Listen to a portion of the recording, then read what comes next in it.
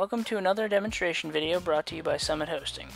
Today we'll be going over how to add local printers from your PC to your server. As you can see, I've logged into the server and I've gone into the control panel to see if my printers are redirected. Currently, I have no local printers being redirected, so in order to fix this, the first thing I'm going to do is log off the server by using the Log Off Windows icon located on the desktop. Next, navigate to your RDP shortcut, right-click, and select Edit.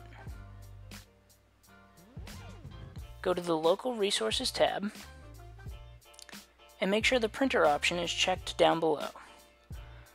Go back to the General tab, and click Save in the options, and then connect back to your server.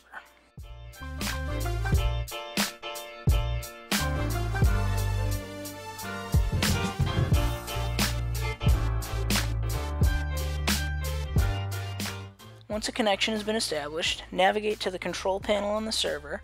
I'll do so by right-clicking the Start menu and selecting Control Panel from the list. Next, go to View Devices and Printers under the Hardware category.